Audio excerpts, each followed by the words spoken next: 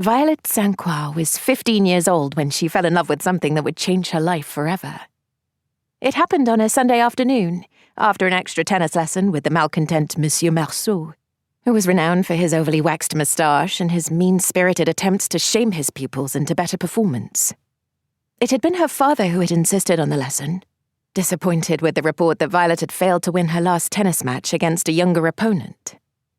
Violet had accepted the consequences, because nothing caused more strife than disappointing Commodore Robert St. Croix. Yet the sun that afternoon had been just as merciless as Monsieur Marceau, beating down on the exposed skin that her tennis whites did not cover, and making her woolen stockings itch unbearably.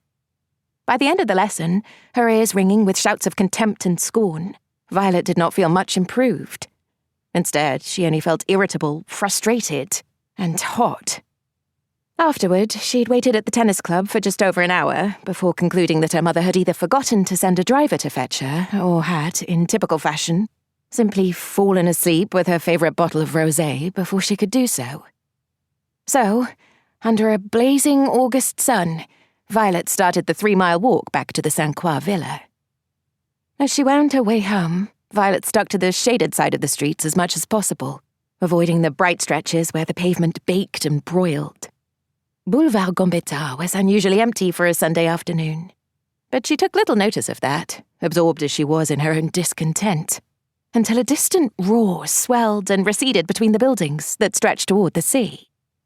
A peculiar whine, like a swarm of 1,000 angry hornets, cut through that sound and rose and fell along with the roar. Baffled, Violet stopped for a brief moment before she understood what she was hearing. And then, forgetting about her discomfort and frustration, she ran toward the source of all that noise. Violet had known that there was a car race today, an important one. Everyone had talked of little else this past week, and she'd seen some of the men who drove such cars arrive in town. She'd heard that over the last few days, the drivers had been practicing for the Grand Prix de Nice, testing their cars through the course, though Violet had been forbidden to go and watch.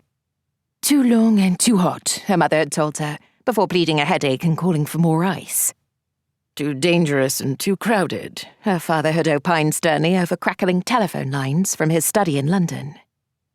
But at the moment, neither her father nor her mother was here right now to deny her anything, and Violet hurried on until she reached the outer edges of the crowd. Yet guilt made her stop before she could join the crush. She wasn't in the habit of disobeying her parents. From the time she was little, it had been made clear that outside of tennis, school, picnics with girlfriends, and the occasional riding lesson, there was nothing in Nice suitable to entertain a young, impressionable girl.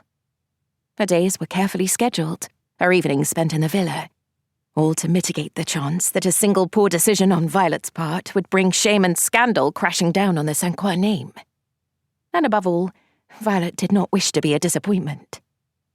But as Violet prevaricated, a rousing cheer went up, and she decided that it couldn't hurt to take a quick peek.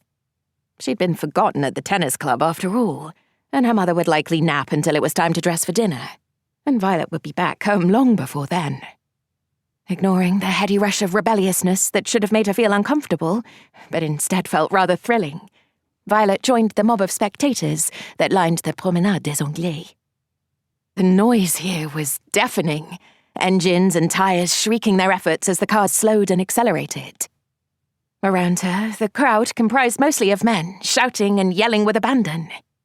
But there were women here too, some yelling just as loudly as the men, if not louder, some merely craning their necks for a better view. Violet edged and sidled her way through the press until she found a space at the front, just big enough to accommodate a wiry frame. It was here, against a canvas of azure sea, on concrete that was lined with straw bales, and beneath towering palms limp in the still air, that Violet got her first look at her first love.